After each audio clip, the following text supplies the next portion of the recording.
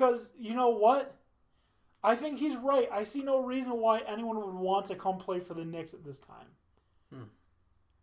Unless their main focus is money and the Knicks are willing to give it to them, I don't see why anyone would want to play for a team owned by Dolan, for a team that, you know, has been stagnant for years. Like, when's the last time you actually really thought the Knicks had a chance to win the NBA Finals? I mean, back when they were going hard against the Cavs with Melo, Stoudemire, Chandler. What was that, 2009? 2008? 2011? I think that was 2011, 2012. Yeah. Right when he came on board around that time. Yep.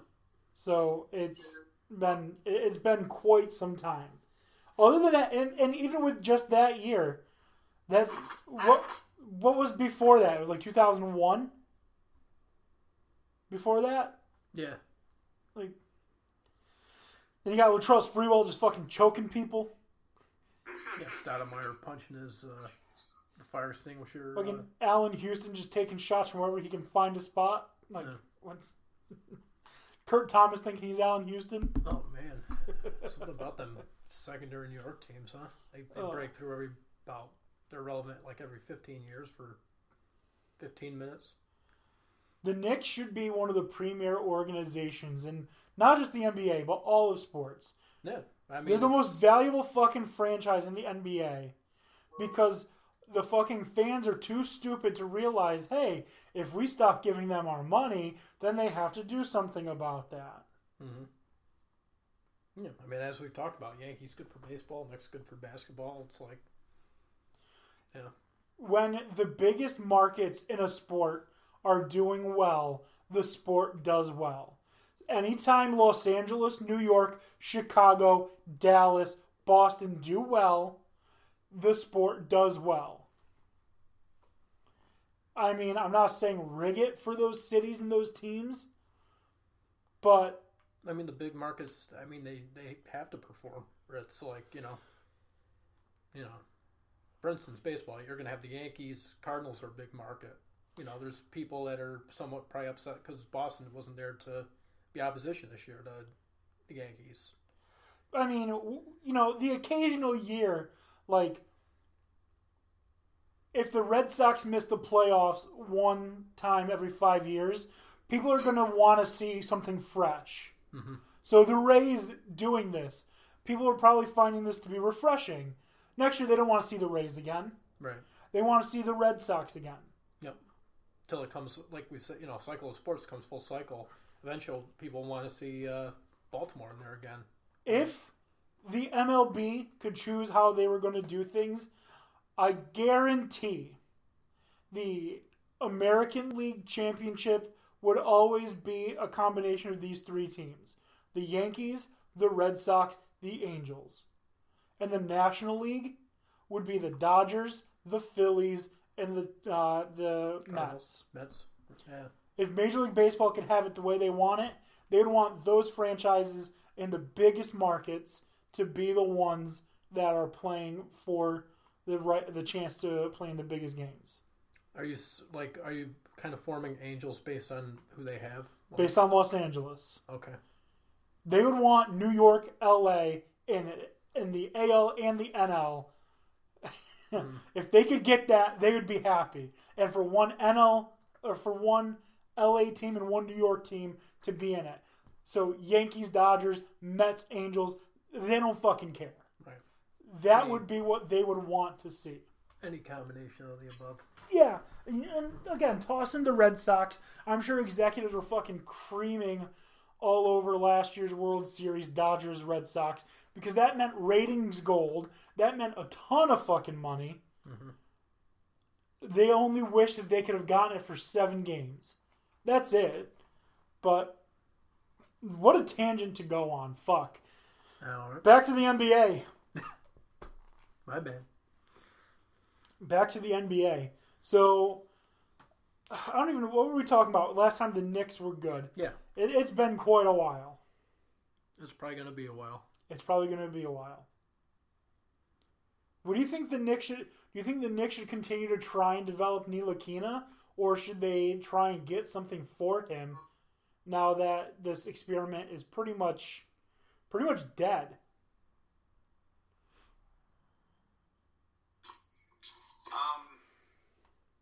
I mean, he's on like the last year, so they might as well see how he can do. After this year, that's when you answer that question. He apparently was playing a lot of international ball and was gaining a lot of confidence doing that. So there's talk that he might be better on offense. So we'll see. Obviously, not ideal what you want with a young guy's development, his trajectory so far, but What was he, number 7 pick overall 3 years ago? yeah.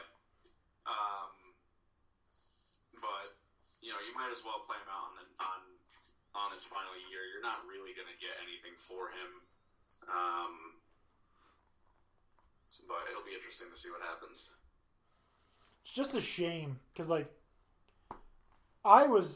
it's funny how our roles had reversed for a little bit, because when Ntilikina was drafted, I was all about Frank Ntilikina, and you were skeptical. You're like, eh, and then I got very low on him. You got much higher on him than I was.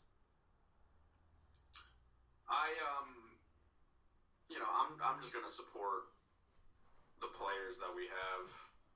That's what I do. So I'm not, super happy with it, but it is what it is. Yeah, I think what really pissed me off the most was not only did we not get any of those marquee free agents to New York, we also had to get rid of Kristaps Porzingis. The entire organization was made to look like a joke by Kristaps Porzingis, by his brother, by Kevin Durant, by Kyrie Irving. The organization, it's a fucking joke at this point. It really is. Whether we want to admit it or not, the Knicks are the fucking Cleveland Browns of the NBA. I mean, yeah, but if you're just going to get caught up in what everyone else thinks, then, that's you just wasting your own time. I'm looking at actions, and the Knicks' actions the past, since the toxic Phil Jackson era have been generally positive. So that's what I'm focused on. If they start to do the old Knicks ways of, selling out young assets to get old, past their prime guys for a misguided run at the championship that they have zero shot at, then, that's when I'll be extremely worried again. But right now, Well, hopefully the Knicks fix their shit. But we got to get moving on because we got a lot of stuff to talk about still. College football, NFL. We're going to go through the College first? Yeah, college first. The top 25 games from this past week. Some notable games and some real fucking shit fests in college football. We'll start. Like why you didn't have to watch Ohio State beat up on Michigan State. We'll start with this, for the first time in many years, a few years, University of Central Florida lost back-to-back games. Yeah. Which Dylan Gabriel, fucking terrible. He is a terrible quarterback. The telegrapher. Seriously, watching that game, why did UCF lose? Well, maybe because he chooses in the huddle what wide receiver he's going to throw to, and then just fucking stares at them till they're open. I throw over here. Absolutely no illusion of the ball going to someone else. Literally stands in the pocket, looks for the receiver, and didn't look anywhere else. multiple times. I mean, the stats alone tell the story. 25 for 46, 297 yards, a touchdown, 3 picks. It was pathetic, especially given the fact that they've got not one, not two, but 3 electric fucking running backs on that team in McCray, Killings, and Anderson. Yeah, Otis Anderson. And you can't do shit because your quarterback just fucking stares down the wide receiver he wants to throw to. You're talking about he almost threw the ball 50 times. I can't get over the fact that this scholarship Division I quarterback your backfield suffered because stands in the pocket and looks at who he wants to throw to and doesn't look anywhere else. I mean, I could do that. Yeah. They probably will still want to give me the damn scholarship. Right. This kid's on scholarship for that? There's no way that Wimbush isn't as good as this kid. They may want to try it, shake it up a little bit. They're fucked now. Their season's done. No playoff. But very uncharacteristic of the team itself. Yeah, and it's not like the other team was any better. Fucking Ritter, only 149 yards, 2 touchdowns, 1 interception. Their running back was significantly better than McCray was. Yeah. But you take out the negative 13 rushing yards for Dylan Gabriel on 9 fucking carries. 9 carries, negative 13 yards.